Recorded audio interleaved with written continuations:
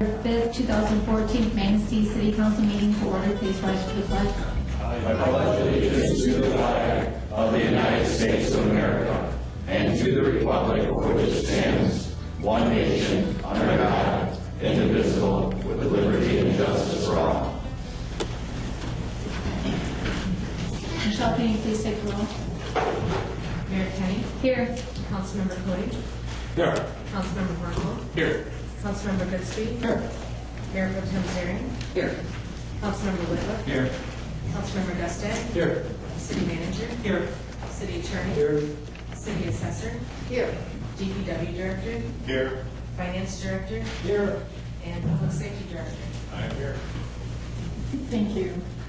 Public hearings, we have none. Citizen comments and agenda-related items. This is the portion of the meeting. If anyone in attendance has a comment on tonight's agenda, please come forward, state your name and address. I have an item, although it has to do more with the understaffed officials. My son is at home by himself, so if you would please grant me the opportunity to just speak to you briefly. I've submitted a letter to you which states that my tenure with the city of Manistee, a separation agreement that has been under negotiation since September 26th with the Personnel Committee, and there has been some progress on that, but I felt that the remainder 4 members of the City Council should be advised as to the fact that I intend to retire, my last day being January 30th. And if you have any questions regarding that and or the process or procedure, I'd be happy to answer them, or happy if you would call me and talk and or email any way that you would prefer. I've had limited success speaking with the Personnel Committee about this issue. Actually, I've had no success. And I think it's important that the members of the council understand what lies before them in terms of replacing the city assessor. So I've submitted a letter to you. Each of you have a copy of that.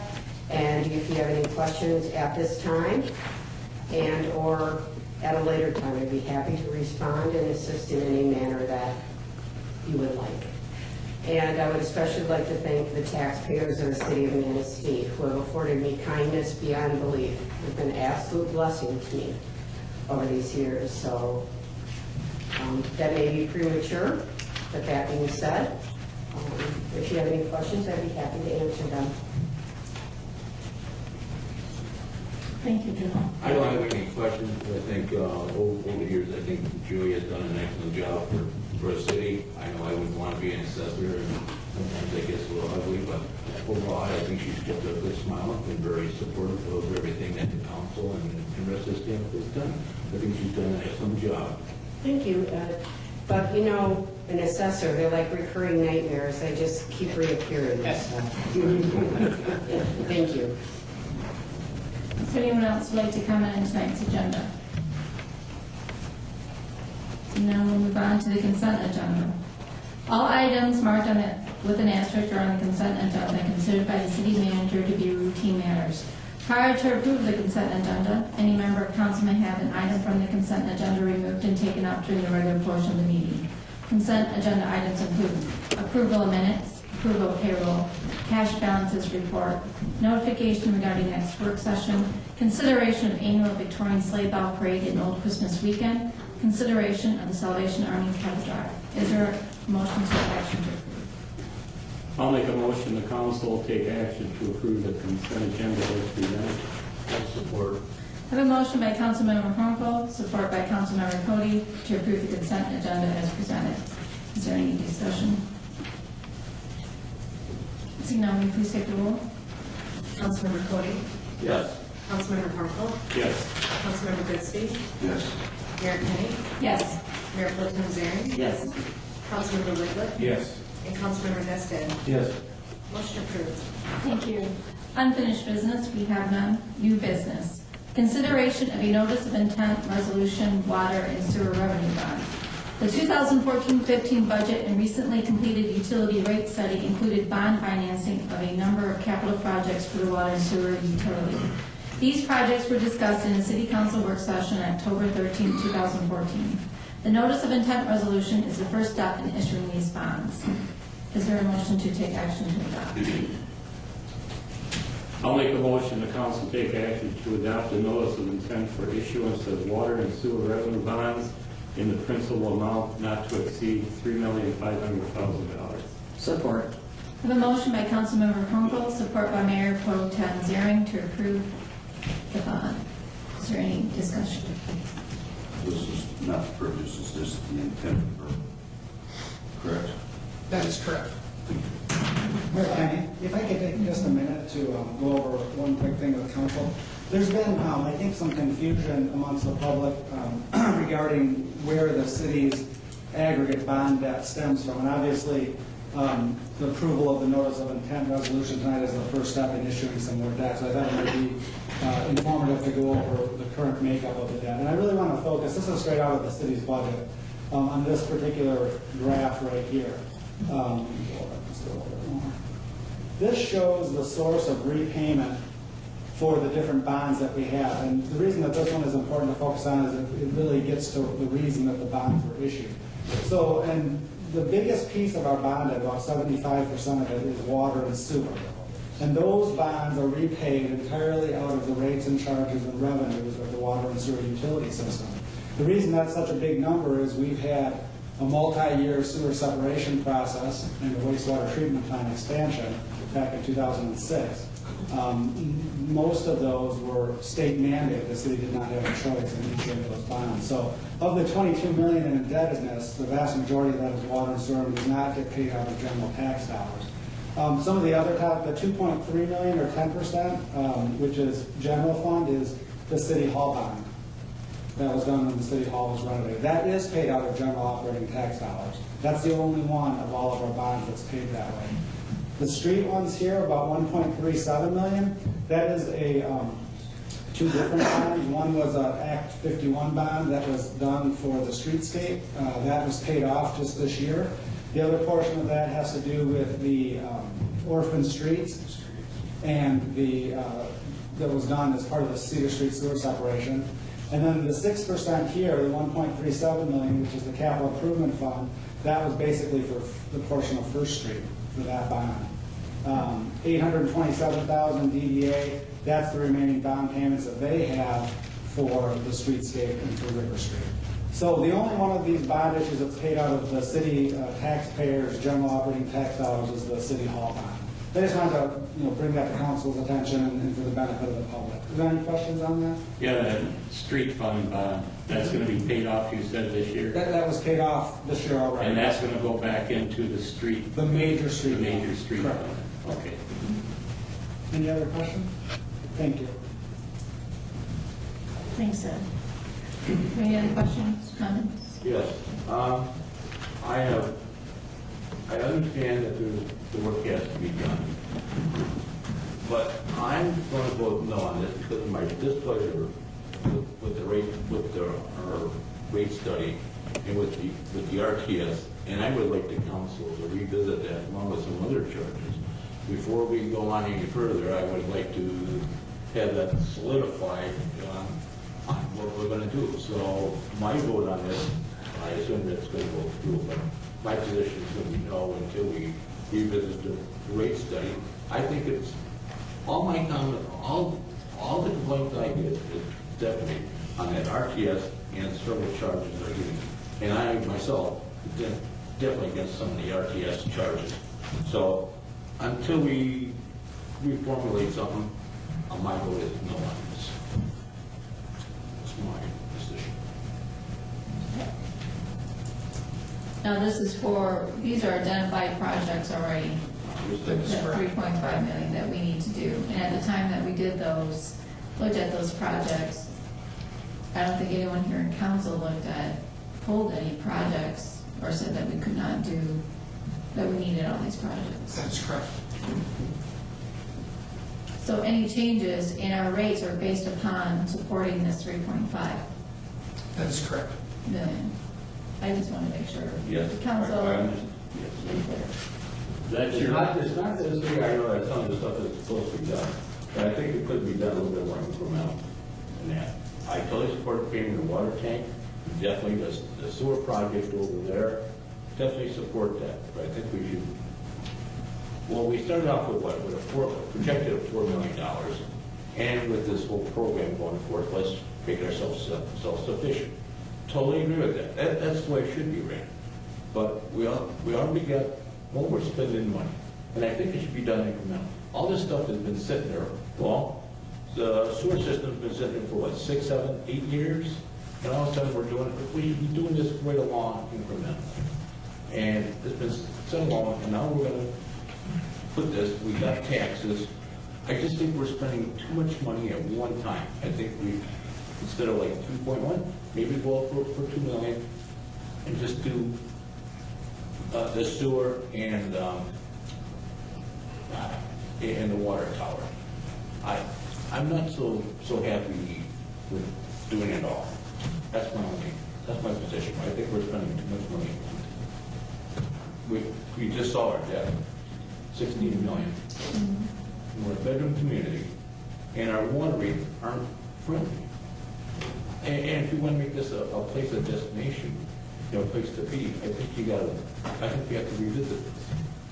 I get hundreds of complaints, I shouldn't say hundreds, but I get 22 complaints about the water rates. And I personally agree with some of it. And that's my position. are water rates comparable with other communities our size? I believe the answer is yes, but I don't have that documented information directly in front of me, Councilmember Blanco. We could get that information, but I don't have that directly in front of me tonight. Wasn't that part of the study, though, that was done to help us assess the water and sewer rates? It was? Well, they didn't do a direct comparison with other communities, but they did do a comparison with the average federal government water and sewerage inflation series. We've been below that. The answer to your question, Councilmember Hornfeld, is our rates may not be comparable with other communities our size because the rates aren't dependent on the population of your city. The rates are dependent on how much infrastructure that you had to take care of. And because the state has forced us to do these sewer separations, we have more bond debt than some communities, and therefore our rates would be higher to support that. And I agree with you. But there is a Goslin-Subac study that comes out every 2 years that catalogs rates throughout northern Michigan. I don't remember when the last one was done, but I think we have a copy of it that we could provide the council to take a look at if they wanted to. But again, those are really independent, and to compare Manistee to Ludington, per se, are really misleading as well, because you have different bond debt levels. Well, Ludington has a water treatment plant, we don't. You've got to take into consideration all those factors. And I believe when we did the rate study, when we put this year's budget into place, we did not implement the highest rate level that was recommended. We did a 50%. lower tier rate to 50%. Right, to get, the industry. so we're already behind in trying to get funds for this. Well, the industry, let me just clarify a little bit. The industry standard to recover system extra capacity costs is what they call it, is you're supposed to cover in fixed costs 100% of those. We were mindful, administration and council both, of the impact that those would have on lower volumes users. So we explicitly reduced that by 50%. So we were only charging 50% of what they call system extra capacity costs as a fixed charge. The bond indebtedness charge that used to be the old rate structure recovered about 10% of the system cost. The new fixed charge recovers about 20% of the system cost. To the extent that we did not increase the ready-to-serve charge as much as the rate consultant would have recommended, that additional revenue was made up on the actual volume rates and charges. And keep in mind, the water rate actually went down from what it was last year, and the sewer rate only went up a slight amount. Most of the change you'll see is in the ready-to-serve charge. But overall, it was designed to raise about 8.5% of additional revenue to help support the bond and the other capital projects. And Councilmember Cody's concerned about trying to do this a more staggered rate down the road. When we get these bonds, would it end up based on, because you go out in the market and get? Yeah, this will not be a negotiated sale. This will be an open market sale. And looking at what the futures, if we were to do that, what that would end. There's a couple of things to keep in mind here, and this is just kind of how it works. I've spoken with our financial advisor. They don't expect interest rate and the interest rate environment to remain where it is currently. The Fed Reserve is ending their quantitative easing program. They expect rates are going to start to go back up. They can't tell us when that's going to happen, but that's their expectation. And it doesn't take very many basis points to drive up the interest cost on the life of a 20-year bond. The other thing to keep in mind is regardless of whether we do a $2 million bond issue or a $3.5 million bond issue, our transaction costs are still going to be roughly the same. And when you do smaller bond issues, and if you have to do a second bond issue, you're going to be paying those transaction costs twice. And they're not insignificant. So that's just something to keep in mind as well. That's money that's not going into the infrastructure, it's going into the pockets of the bond council and the financial advisors and the underwriters and all those people. So there's kind of a weighing out there. And I think the other thing to also keep in mind is when we get done with the SAW grant and everything else, and we end up likely having to build a retention basin, there's probably going to have to be one last bond issue, probably done through the state revolving fund to finance that as well. I think after that, if the rate study pans out as it was intended to, once some of these other obligations start to fall off and we pay off some of that bond debt, then we should be in a position where we're funding our depreciation and we shouldn't have to be issuing debt after that. Any business needs to fund their depreciation or they won't stay in business on the long term. And the water and sewer utility has now been set on a path to do that. And I think that's been a goal to try to make sure we can take care of our infrastructure. And to Councilmember Cody's standpoint, that'll allow us to do that more or less on a pay-as-you-go basis, unless something really, really major or unforeseen happens. But again, that's all things that we've talked about, it's things that council can discuss, but I just wanted to give you a little bit of background on the mechanics of the bonding. Are we better off to go forward with this amount and then, as Councilmember Cody suggests, go back and relook at what we need? And then if it's something lower, would that impact? Well, the notice of intent resolution, all that does is it sets a ceiling. When you authorize the bond authorizing resolution, it can be below that. It can be, or you don't have to go forward with it at all. With that said, if we want to meet the time frame to do a January bond sale, which is when the financial advisor says is the optimal time to do it, we need to get that decided because I have to structure the bond with the financial advisor in terms of how that's going to look. But we can approve this and yet still. Yeah, this gives no, all this does is it sets a time ticking on the referendum period for the citizenry. Okay. So Michelle will publish that in the newspaper probably a couple days from now, and that starts a 45-day clock. And once that's done, then council's free to issue any amount of bonds up to that amount. Okay.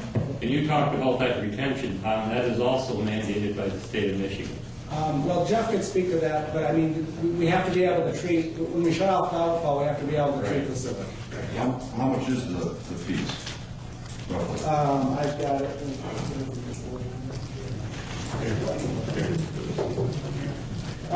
The transaction fees, and again, this may change slightly because we haven't totally sized and structured the bond with the financial advisor, but including in a revenue bond, you have to fund what's known as a debt service reserve, which is the underwriters or the bond buyers require that you have money set aside that just sets there. So for example, currently we have in the neighborhood of $500,000 that's just set aside to meet the bond covenants. Because of the additional bond that we're doing here, that would be $160,000. The other transaction costs, including a year of capitalized interest, which is one of the things I need to work through with the financial advisor. We may not have to do that. Is about $96,000. Transaction costs would be about $100,000. So you've got $60,000 in underwriter's discount, $25,000 in bond counsel, $22,000 bond insurance, $14,500 for financial advisor, $10,000 for rating agency, and $9,000 for other costs like the offering statement and S&P and things like that. It's not inexpensive to go into the capital market, so if you're going to do it, you want to make sure it's worth your while. Because otherwise the transaction costs as a percentage of the bond go very high. So in other words, if we lower this bond and then do it again in another year or two, we're going to be paying the same transaction. If we lower this bond and we have to issue another open market revenue bond, the answer to that's yes. If we issue this bond and don't do that, we probably will have access to the state revolving fund financing, but we won't be able to fund some of the extra projects that Councilmember Cody's been talking about, because those aren't eligible under our project plan for the SRF.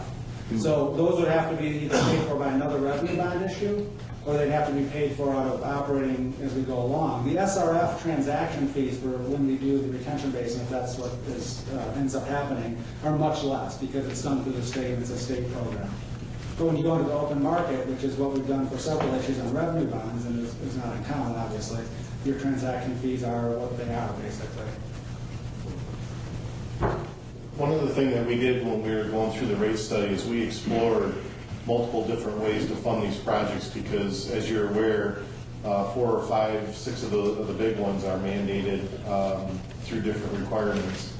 And what we were trying to do is keep the rate increases below, or the revenue increases that were needed, below that 9-10% threshold. And if we wanted to pull, say, the water tower, we need to come up with $250,000 of cash this year on top of our normal budget cycle. And so that would have moved up that percentage increase substantially higher. And in order to fund these without doing the bond, the increases would have been much higher than the 8.5% that they were, and they would have carried on for a longer period of time. So this was deemed by all those parties that were working on this that this had the least amount of impact on the customers, but still allow us to get the projects done that we needed to do. Thank you.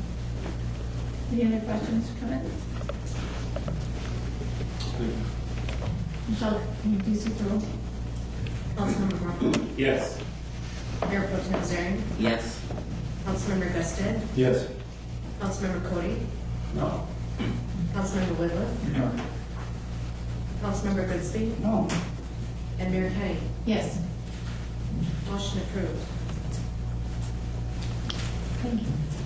Consideration of a settlement agreement, Kelly versus City lawsuit. The lawsuit was filed against the City of Manistee by Sean and Kelly, Stephen and Karen Cody, Robert and Joyce Brenner, Manistee Business Inc., and the Boathouse Grill regarding a May 2011 sewer backup that occurred during the last phase of the combined sewer separation.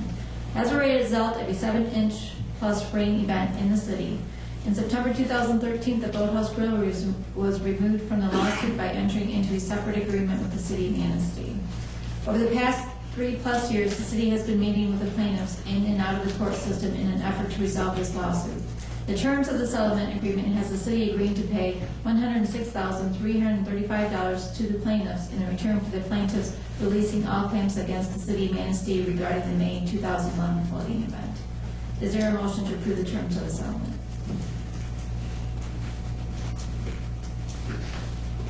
I'll make a motion the council take action to approve the terms of the settlement agreement between the City of Manistee and the plaintiffs, and to authorize staff to make payments in accordance with the terms of the agreement. Support. I have a motion by Councilmember Hornko, support by Councilmember Gusted to approve the terms of the settlement agreement. Is there any other discussion? Yes, I'd like the city manager to explain the whole process. You like the whole, okay. Well, whatever, Sure, the sure. meat of the agreement. The agreement, and you have in front of you, or this last couple of days ago, I sent out an email to each of you, kind of talking about the May 2011 agreement. We talked about it in executive session based upon it being a lawsuit. I have made the newspaper sent them a copy of this particular document so they had that information available. I have extra copies up here. If there's any citizens who would like to see that, I have copies available for them to look at also. May 2011, while we were in the middle of our final combined sewer outfall, combined sewer overflow separation project, a combined sewer project, we had a large storm event. That large storm event filled our collection system to capacity and caused backup flooding, not only to these 4 individuals. One was actually a surface drain, the Cotes was actually surface water which jumped the curb on Cherry Street and entered the back of their home on Lighthouse Landing. It wasn't a sewer backup, was actually surface flooding over the road as the water got high enough on Cherry Street to jump the curb. So this was a byproduct of that particular event. We have been through multiple legal sessions with the various plaintiffs. The initial damages issued to the city of Manistee at that point in time was over $350,000, which was the claims issued against the city of Manistee in the lawsuit. We've been through case evaluation. We have been through, let me get that purpose, that one where we're at. We've been through case evaluation. We've been through an evidentiary hearing. We have then requested a circuit court judge for a summary disposition. We have also been to the Michigan Court of Appeals on this particular case. We have been talking about this for 3+ years. We still haven't resolved the issue through the court system. The city of Manistee still believes that we are covered under governmental immunity from the standpoint that the system had been maintained in the past, and just the volume of water overwhelmed the city of Manistee's collection system and ended up having some backups in the basement. There were more backups than the 4 that were here today. Those 4 did not, the rest of those individuals did not move forward with this particular lawsuit. So these were the only individuals that moved forward with the lawsuit. We've discussed this on, I think, probably 3 or 4 times with our legal counsel, Plunkett & Cooney, who was hired through the Michigan Municipal League. Each year we take out a $100,000 rider as part of the city of Manistee's liability and property insurance. We have spent approximately $90,000 of that $100,000 rider on legal fees for Plunkett & Cooney to defend us at this point in time. So if we continue this particular lawsuit further and it went to a jury trial, we would no longer be being covered by our insurance provider. Those funds would now start becoming out of the city of Manistee General Fund. Based upon that, based upon the attorney's opinion of where we stood in this particular case, the likelihood of being successful, we felt it was in the best interest to, at this point in time, try and settle that case. I don't believe for a minute that means that we're admitting that something was done wrong. We were in the process of separating the sewers. They were a state-approved process. The state of Michigan approved the plans for us to approve those. The rain event occurred, and unfortunately some backups also occurred with them. There are times when you don't necessarily agree that anything is wrong, but yet a purely business decision about what the exposure out there still is to the city of Manistee if we were to move forward and use in a jury court setting really prompted us to work hard to settle this particular case. Last time we talked about it with council, the offer was $150,000. We were able to negotiate that down to $106,000. Does that provide the backup that you were looking for, Councilor Harper? Yes. Anything you'd like to add? Maybe just to indicate that Ms. Olson from Plunkett Cooney, who's lived this case along with the city for the last several years, her analysis it was and is that the risk to the city warrant the settlement along these terms, and she's recommended to the city that we pursue and accept this negotiated resolution. Comments? Michelle, can you please take the roll? Councilmember Goodstein? Yes. Councilmember Whitliff? Yes. Councilmember Harmful? Yes. Councilmember Gustin? Yes. Councilmember Cody? Yes. Mayor Pro Tem Zeri? Yes. And Mayor Kenny? Yes. Motion approved. Thank you. Next, we'll move on to notices, communications, and announcements. Next, we'll hear from Ed Bradford, who will present on the first quarter financials and investment.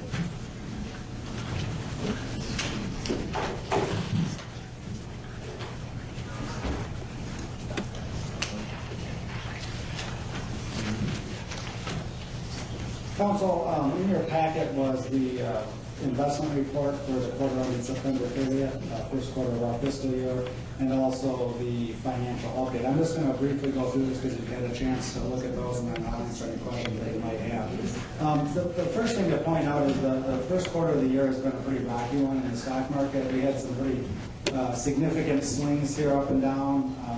It actually recovered everything and reached the highest, I think, a few days ago.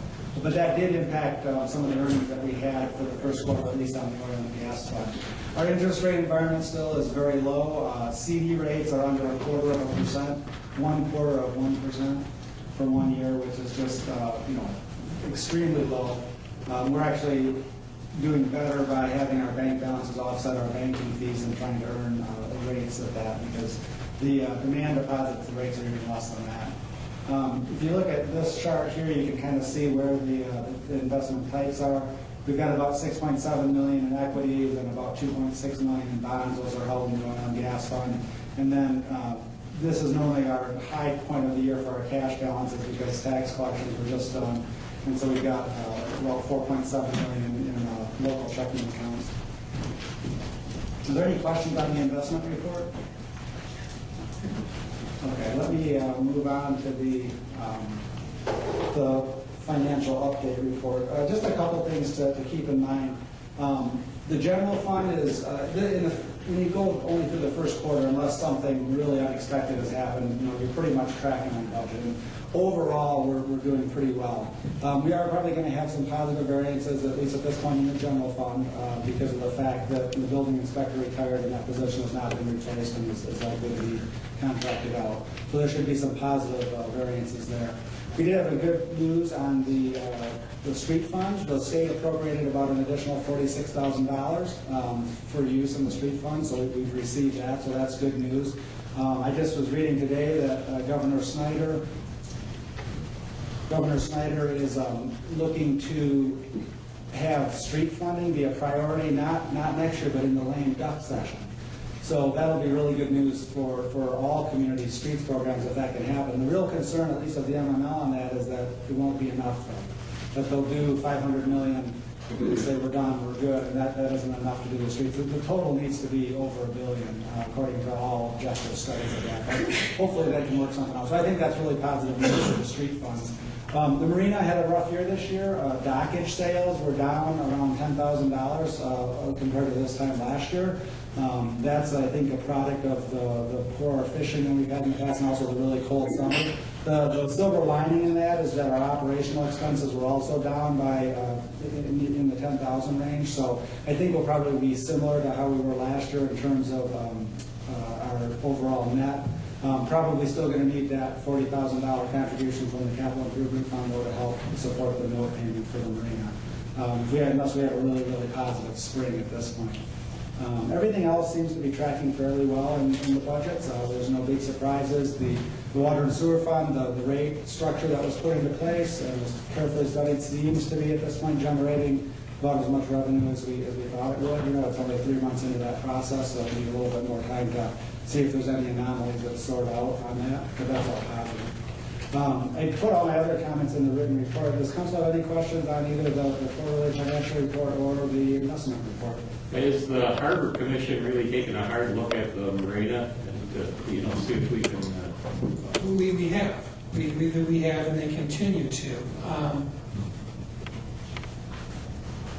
There's no easy answer for. No silver lining. There's no silver bullet. There may be silver linings with less expenses this year, but the Harbor Commission has seriously looked at multiple opportunities in Manistee Lake and trying to address generating some additional revenue out there. They're looking at doing some different things next year, potentially some giveaways to try and increase boater usage of the facility. So I think it's fair to say that the Harbor Commission takes this very seriously and have come up with a lot of ideas and worked very hard to try and address this issue. When Lake Michigan is exceedingly cold, you're not going to get the sailboaters coming in. The fishing industry was significantly down this year, and everything that I hear from the DNR and other individuals is we're experiencing the same potentially next year. with the declining population, the bait fish population, we may have to honestly look at what impact a reduced fishery may have in Manistee as well as up and down the coastline, who generate a lot of revenue based upon the Great Lakes fishery. There is some concerns right now associated with that. But your question is the Harbor Commission taking it seriously? The answer is absolutely yes, they are. And they're trying to come up with ideas and concepts to increase the boater usage of that facility. I think part of the problem is too, we have to comply with the Waterways Commission on the rate structure, I believe. We can't charge any less than what the. I think they have talked about that also. Say that again? I'm next. He's talked about that. He's going to speak for the Harbor Commission. But they are talking about the rate structure at the same time. Any other questions? Thank you. Thanks, Ed. Report. A regular part of each council meeting is report from a cooperating agency, organization, or department. Tonight, we're going to hear on the activities of the Harbor Commission from our DP. Or safety. Harbor Master. Tom Smith was supposed to be here, and I think I know now why he didn't show up. I think he knew what I was going to say. Maybe that's why he decided to come up. But so I told him he's going to pinch hit. The Harbor Commission is made up of, I think I got everybody on the list. Tom Smith is our chairman. Roger Zelinsky is a member. Alex Zaccanelli, Shelley Momberto, Ty Cook, myself, city manager is a non-voting member, and City Lakovich is our recording secretary. We meet quarterly at City Hall, and we meet in the summertime, we meet at the facility at the City Marina. We spend a fair amount of our time discussing a few topics. The first priority for me is marina operation, how we give our boaters the best value, what we can give them to get more boaters in there. We believe that we have a great facility, and physically we've done about all we can do at the plant to get people there. It's beyond, it's more, what can you do once you get here? What can you do in it's not the reputation of the city or that, there's just only a limited amount of things you can do, so it does limit our boating. We're also tied to the fishing industry, and fishing was poor this year. It was a pretty cold spring, summer, all the way to like mid-July. But in that context, we talk a lot about marketing and promotions. We got about a $4,000 budget in our facility budget for marketing and promotion. We talk about a lot of things. We talked about putting anchor buoys out in the basin. We talked about putting anchor buoys in the lake, but the cost was prohibitive. We talked about how do we get people to stay. And this year we decided that we're going to do some drawings next year. So every week we're going to go down to the marina and we're going to take people, put their name in the hat where we're available to stay and do drawing, give them an extra night for free. And hopefully that will generate a buzz about the city marina and make people want to come back because they might get some free time at the marina. They'd have to extend their stay an extra day. Got a lot of good feedback from boaters at the marina about that and from the marina staff and also the Harbor Commission. We also talked a lot about a project where communities have been giving bicycles for people to ride at the marina. We're going to get some bicycles from the impound lot and make them available for boaters when they come there to just give them another amenity that they can use to get around. We think that might also get the grocery store where they might want to go downtown. We're going to make some bikes available. We think that also is going to be big. We tried to do a sister city in Wisconsin. We tried to do marketing with the Chicago Mac race to get people to come here. But just all that stuff none of it had any legs. We just couldn't generate anything. We couldn't even get Wisconsin to return phone calls. And Ty Cook spent a lot of time trying to make that happen. So I think it just really, we got to market to the people that come here. We got to give them the best value we can. In terms of that, we had some grumbling this year about our rates. A couple years ago, we raised our rates, and we get to pick our rate. Now, the state doesn't do it anymore. They give us a list of rates. We get to pick the rate structure that's best for us. When we built that new marina, we felt that we had $1 million project that they should pay a little bit more if you're staying at the Ritz, not the Econo Lodge. So we raised our rates a little bit. The boaters, we determined this year we lost some boat days. And we lost some revenue because maybe our rate was a little bit too high. So this year, the Harbor Commission voted to reduce our rate next year by basically pennies puts the next rate down. If nothing changed, we probably lose about $7,000 in revenue if the voter population is exactly the same. We're hoping that a reduction in the rate will generate more voters and more vote days. So we're hoping to offset it. So we're going to have to give us a year to see how that works out. If we actually can generate more revenue, it's a tough sell.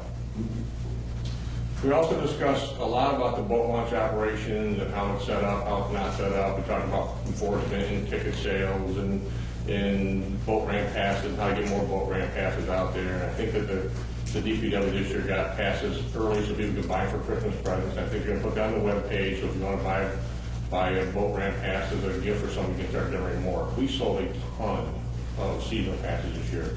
We had a good return on it, and we didn't write many tickets. We probably had 98% compliance rate. We would go down there, there'd be cards, there'd be no tickets you could write in a day. There was a lot of people paid their fees to launch, but there just wasn't as many voters here as there have been in the past. So we feel that the pay to pay, we raised the rates last year. We doubled it from $5 to $10 a day, which paid off for us, and we didn't get any griping about that because it's still a good value.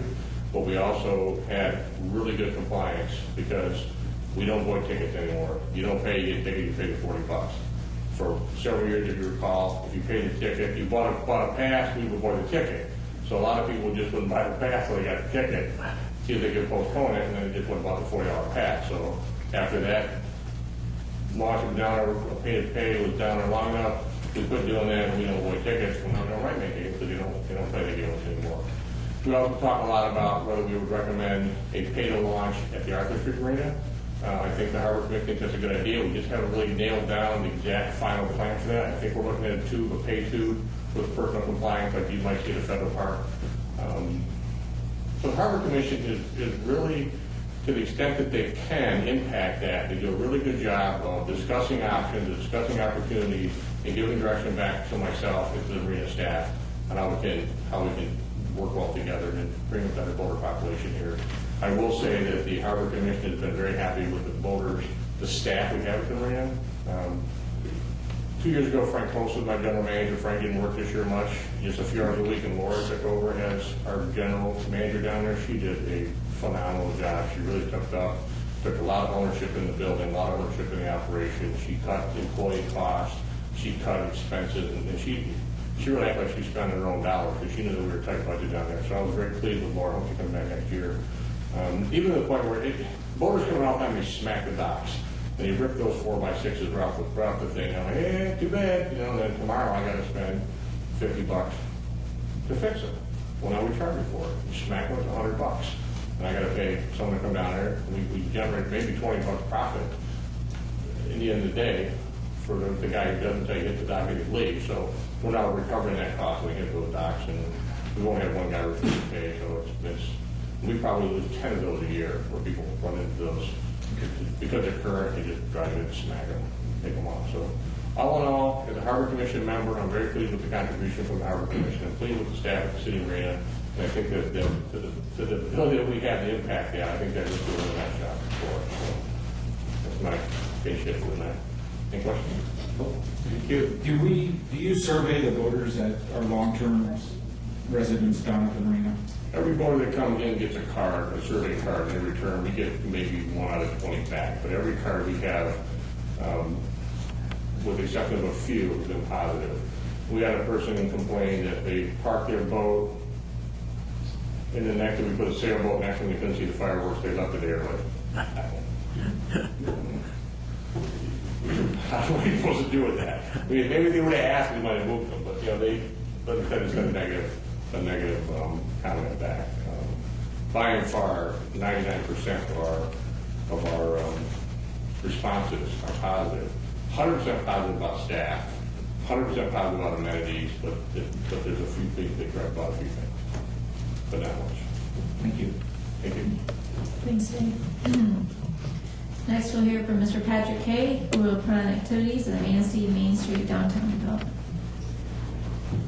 Thank you, Council.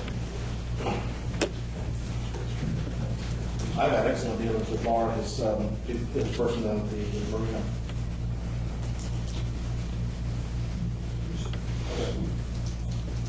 Before I start, I just want to kind of explain something to you guys. Despite kind of what you guys have been hearing in the news, certain Facebook pages, websites, that sort of thing, I'm going to actually be contradicting a lot of the negative publicity that's been happening about how terrible Manistee is to live in, how things aren't happening, how jobs aren't here, and how businesses aren't doing well. Because based on what I've been doing and the talks I've had with a lot of downtown businesses, things are going really well right now, and there's a lot of potential, a lot of progress that's happening downtown. But before we look at that, I just kind of want to talk a little about the Main Street program. What we're here is to foster the development and promotion of an identifiable and attractive downtown area that will strengthen business and a sense of community ownership. This is our 6th year, part of the Michigan Main Street program. I believe the program, the DDA program, actually was enacted around 1982, I believe.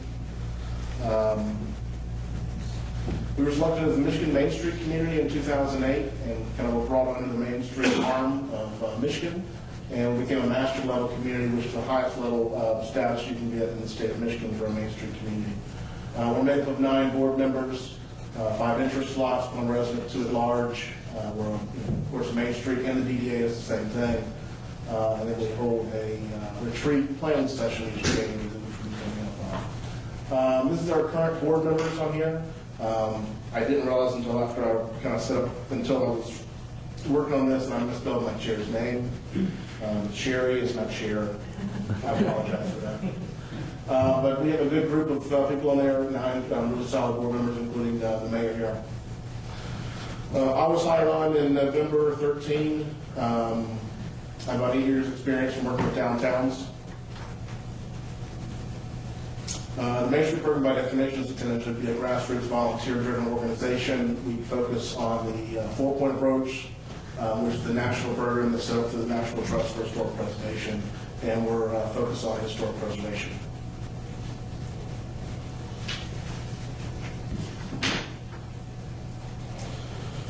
Currently, we have 4 standing committees, which mark it up with the current 4-point approach. As you can see, we have a great cross-section of volunteers. This is our Marketing and Promotions Committee, and we have Todd Moore, who is currently our chair for that. Our Organization Committee, which has Sarah Spoor, the current chair in there. We have a Design and Economic Restructuring Committee with Sherry Wild and Brandon Ball chairing both those committees as well. So I get a lot of questions, how big is the downtown and kind of what all does it entail?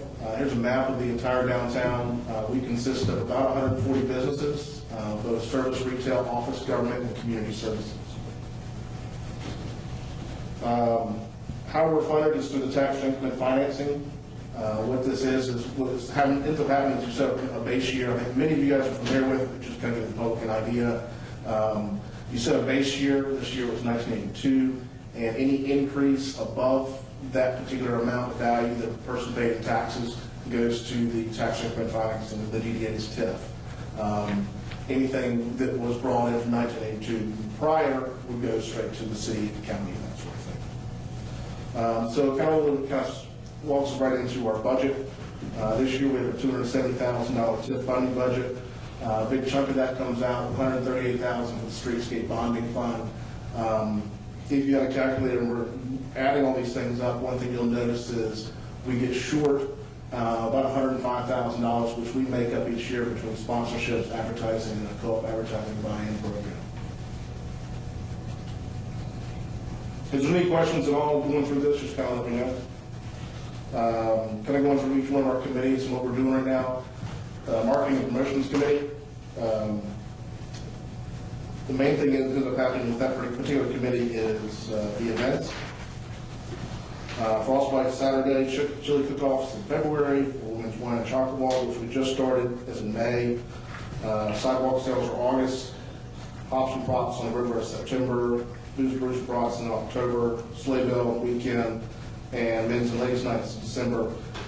We also have a cooperative advertising program, which is a joint partnership between the DDA and the downtown businesses, where we actually put in some money, the downtown businesses put in some money, and we cooperatively use our advertising to maximize our dollar and be able to advertise downtown Manistee as far out as possible to bring in the maximum amount of tourists and visitors into our community.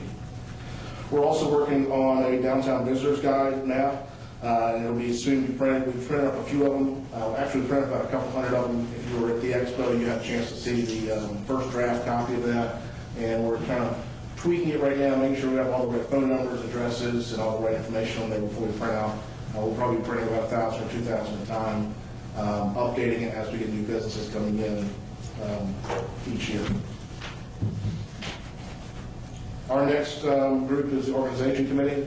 We do a monthly Mesa newsletter. We have our downtown quarterly. We work to recruit volunteers and manage have a great group of volunteers we manage through the program. You're probably familiar with our Downtown Dollars program. One thing that's kind of interesting is on average per year, it actually injects about roughly $24,000 directly into the downtown economy. We can actually track all those dollars as they come back into the office and as they spend money into the downtown. We also have a Main Street annual recognition for volunteers. We are redeveloping our Main Street website. Actually, it's pretty much well done. If you get a chance to check out visitmanistee.com. It's doing extremely well right now. Speaking engagements, there's just times where I get to come out to the community and kind of talk to some of the clubs and kind of explain to them what the DDA is all about and what we do. And of course, we're trying to figure out different ways to fund our organization, and that's one way is through grants. Our design committee, we do the hanging flower baskets downtown. We were looking at the two-way street surveys and informational meetings. Just kind of let everybody know that the whole conversation's dead. We sent out surveys to every single business and property owner in the DDA area. Came back with about 85% were completely and totally against it. We're not interested in hearing any more conversation about it. And so we've decided to put that to bed and not think about that for several years, or maybe until the next Main Street manager comes in or whatever. But at least for now, you won't be hearing any more about trying to change the two-way streets. We have this particular committee does the local facade grant program. We also are working to do signage and traffic capture, which actually brings more and more traffic off of 31 and onto River Street. We've been talking earlier about doing some downtown trees. We'll be looking more into that in the spring.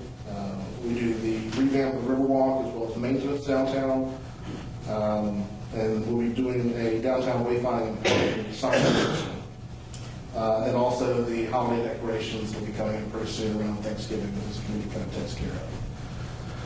Last but not least is the Economic Restructuring Committee. This is more of what I call the Economic Development Committee. This is where we're trying to find funding for new businesses coming into the downtown.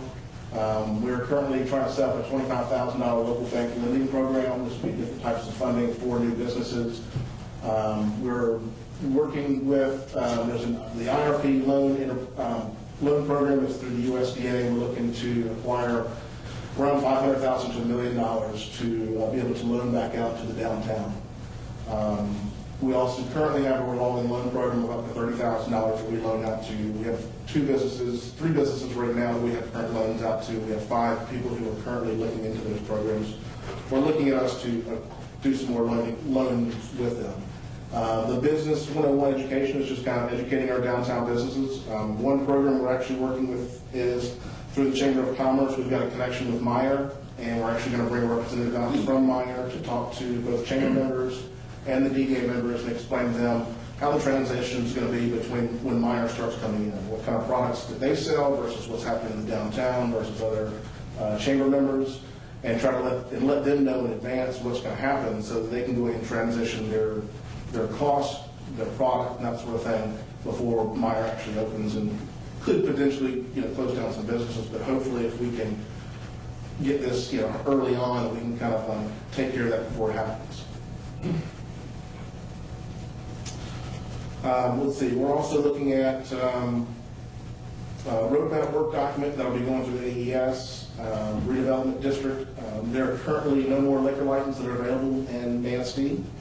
There's a special type of system set up through the state of Michigan to allow for new liquor licenses, and we're looking into that as we have new interest in restaurants and potential bars in the downtown. We are looking through a developer day to recruit new developers to come into the community and invest in our downtown. And also we have a business recruitment and retention program. You may be familiar with, we had an event called Women's Wine and Chocolate Walk this year. It was extremely successful. We made some money this year. Had a great turnout, people as far away as Chicago. All the businesses that participated in the event had a very record sales days, had a really great time with it. Can't wait to do it again next year. Several businesses asked if we could do it multiple times throughout the year because it was such a success. But of course, everyone who participated in it also had a great time drinking all that wine. It was all Michigan-made wine, Michigan-made chocolate. The chocolate was Bob Notewear's chocolate here in town. Hops and Props was a great success. We increased from 12 to 28 breweries. It was the most profitable day in business history for TJ's and Bluefish Kitchen. Both of them did extremely well. I remember going down to Bluefish Kitchen and an hour and a half wait just to get in that night. The tap takeover brought in retail sales records as well. But it was a really great day for many of the businesses in downtown. I'm going to try to show a video. If you weren't able to go to the event, let's see if I can try to show a video clip of the event. See if you go to the internet. Go to Disney SD.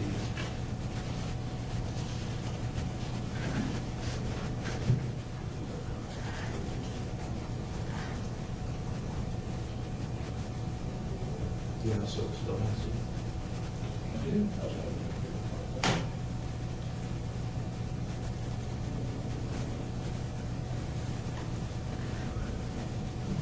no, it shouldn't be.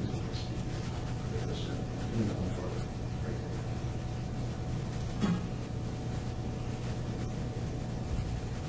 what you click on that.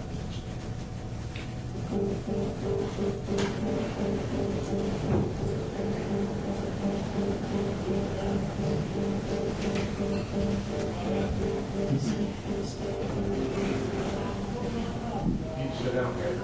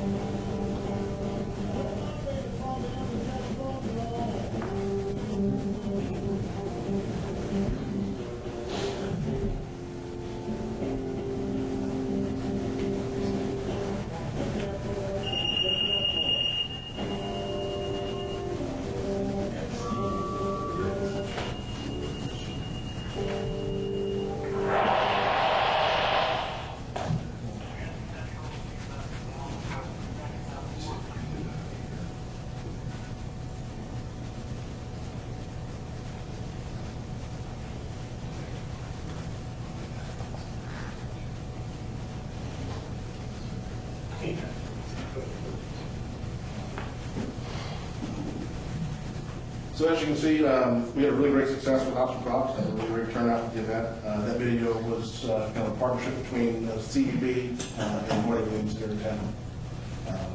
Marty, so that's my first last name. Anyway, and then on top of that, we had Booze, Brews, and Brats, record attendance for that event. We were able to donate some canned goods to the food pantry, and also was a profit of $2,000 on the event. So we have a revolving loan program. And since it's been instituted, we've actually been able to contribute about $300,000 in loans to businesses that you see here below.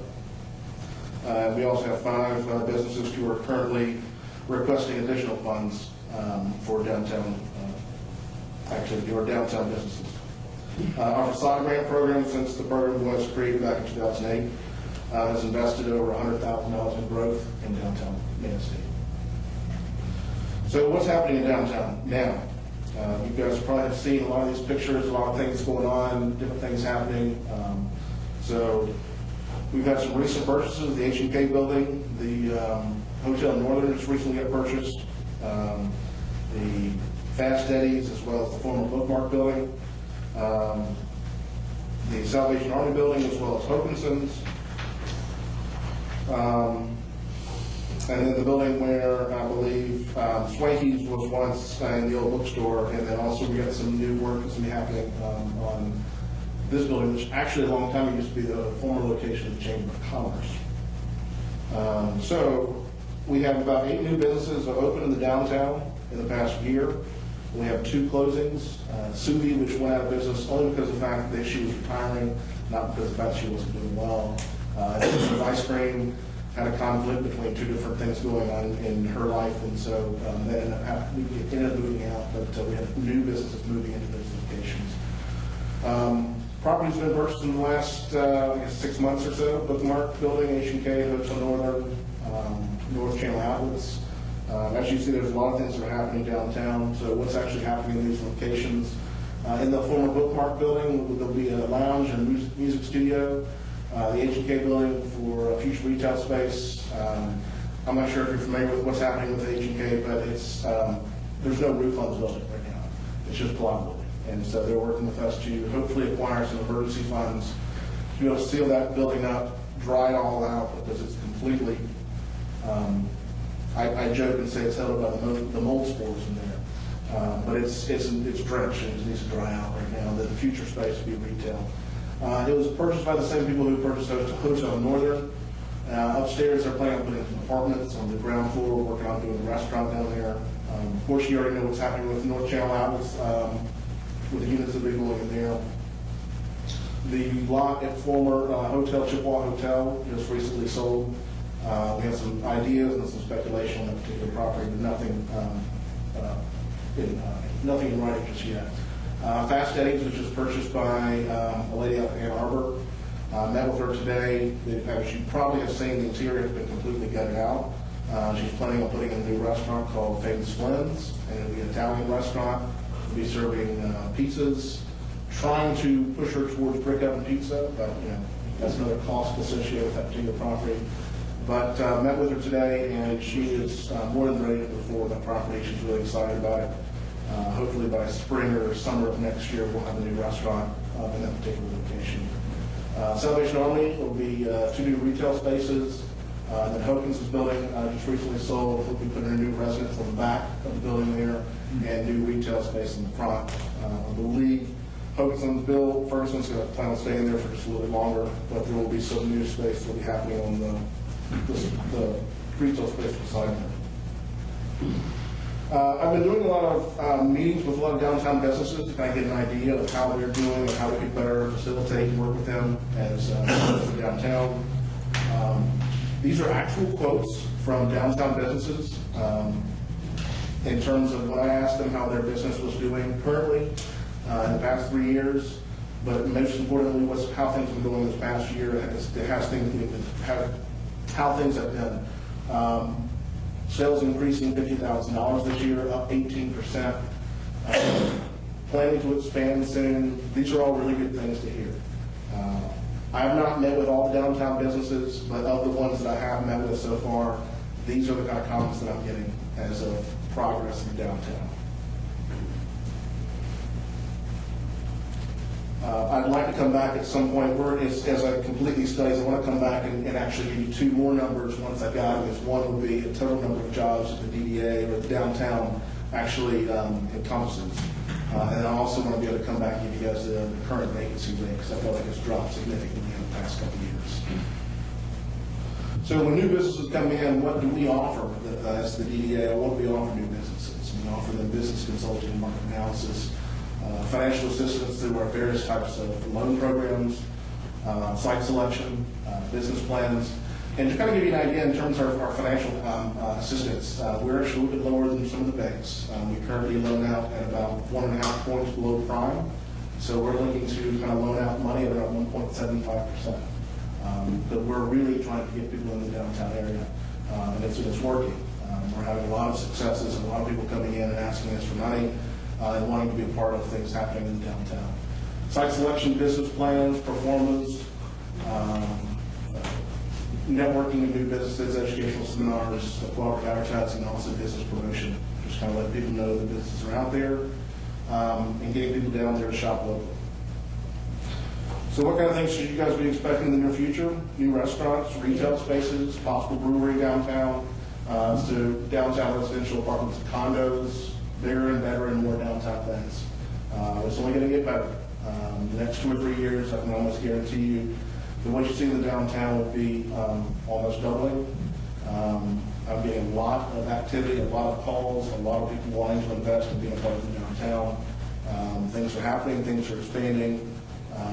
Jobs are happening in the downtown. New businesses are coming in. It's an exciting time to be a part of Manistee and be in the downtown. Anybody have any questions? Yes, just one. So Mr. and Mrs. Petulski and the real Manistee are saying Manistee is not there. Manistee is on the move. I don't know how you can identify what's going on in a town if you live in Texas. In Hawaii.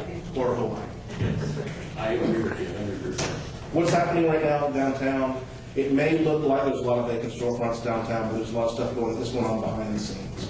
We have a lot of people who are buying up properties, developing these properties, and putting new businesses in these properties. They're investing a lot of money into the downtown because they see the potential, they see what could happen. I have one particular property owner who has a place in Pentwater and wanted to develop and buy a building in a downtown area.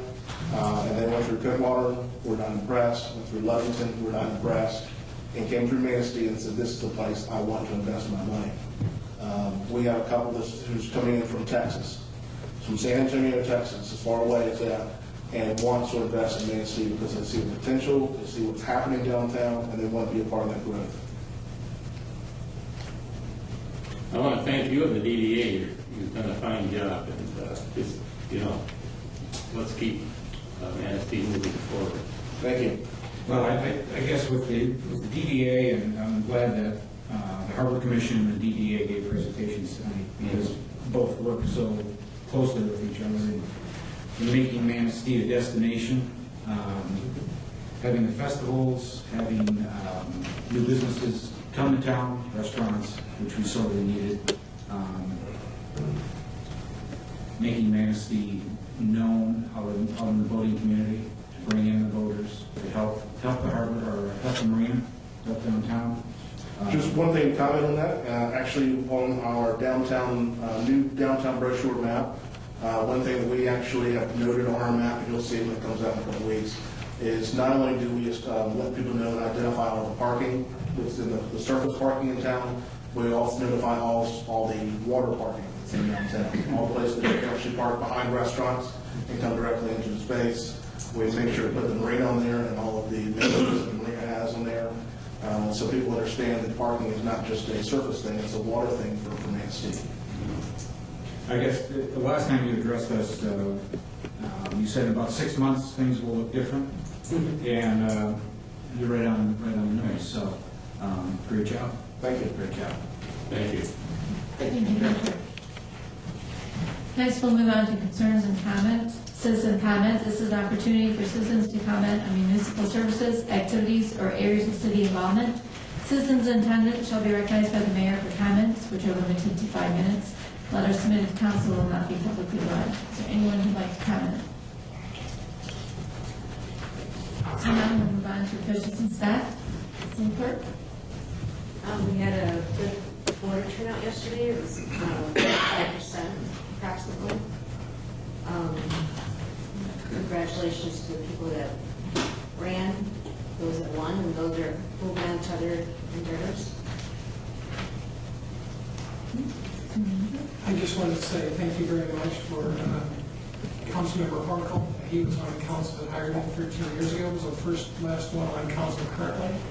At that point in time, thank you very much for Mayor Pro Tem for all of her support and moving the city of Manistee forward. And to Mr. Smith and Mr. Zielinski, I look forward to working with them, to helping them continue to move the community forward. So thank you all for all of your time and efforts. I recognize exactly how much time it takes as council members, and I do appreciate every hour of time that you have put towards the benefit of our company. City Attorney. Nothing, thank you. Finance Director. Nothing more, Your Honor, thank you. Public Safety Director. Nothing, I think. DPW. I have one thing. This week, the Public Works Department started the annual leaf pickup program. So just wanted to we've been getting a lot of calls, just trying to get understanding of how the process is being conducted. So each week, starting this week, we are going to make one circuit of the entire city. Any of the leaf or lawn bags that are put out along the roadway will be picked up. And if we go by and you missed it, not to worry. When we get done with this week, Monday, we will go back and start from square one and make another circuit of the city. And we'll do that through each of the weeks this month, and then the first week of December. The week of Thanksgiving obviously is a short week. We've got 3 days, we've got a lot of people off, so we won't be able to get a lot that week. But so if you didn't get your leaves out this week or can't get them out next week, there'll be several opportunities after that. Also wanted to point out that the alternate parking actually starts on October 15th for the leaf pickup purposes, but that is only during the working hours of 7 a.m. to 4 p.m. We don't intend to enforce it, but we do want the residents to keep in mind that if you can try to start parking with that alternate parking, it makes the cleanup of those leaves much easier, and we can get it done more efficiently and keep those roads safer. And then the actual alternate parking starts on November 15th for overnight purposes. Thank you. Thank you. Councilmember Cody. Yes, I'd like to thank Bob and Catherine for their service to the city and on the council here. They made a lot of good decisions and they helped the board see through, and I think they've done a really good job of it. And I wish them well. Thank you. Councilmember. Now I'd like to welcome Roger Zielinski and Jim Smith, two new council members. It's going to be different for you sitting up here and rather than the audience. You're going to have to make some hard decisions, but just rely on the city manager and staff. They will keep you updated. And I want to thank the city manager and staff and the rest of the council members for my 14 years on the council. I enjoyed it, and I'm not going to be very far away. Thank you. Councilmember Good. I just want to say congratulations to you two, and thanks, Bob, and thanks. Good luck, guys. Mayor Pro Tem Zeri. Councilmember Woodruff. I would like to thank Bob and Catherine for welcoming me on my first year and helping me. Appreciate that much. Congratulations to Jim and Roger on your election. And one other thing I'd like to bring up, and this is a play off of Councilman Cody. He mentioned earlier in the meeting about revisiting the Ready to Serve and some of the fees that we have. I'd like to bring this up on a future meeting and discuss this, see what can be done. Councilmember Goodstead. I'll echo a lot of the audience and the council on thanking Bob for not only his 14 years of service on council, but his 30-plus years in public service for the police force. And thank you, Catherine. Bob, you're really one of the reasons why I ran for council, so I want to thank you for your leadership while you are here. You'll be missed. And congratulations to our new council members that are going to join the team. Thank you. I want to thank Councilmember Uncle. You're the only member here that's been in here the whole time I've been. We've not always seen eye to eye on the same issues, but we always had a lot of respect for each other. And I got to say that's important when you sit up here, is respecting another person's opinion and walking away and still being able to smile and talk. And I do appreciate all your years, and guidance and the wisdom and knowledge that you brought from all your years with the city. So thank you. Thank you. Thank you, Mayor Pro Tem Zeri. It's been a pleasure working with you. I appreciate all the time and effort that you put in. I've gotten to know you. And I've enjoyed our time on council together. I wish you the best of luck, so thank you. Next, we have consideration of adjourning into an executive session. City Manager Mitch Deitch has requested an executive session this evening as permitted by the Opening Meetings Act, Section 8A, for discussion on the city manager's annual evaluation. Do I have a motion? So moved.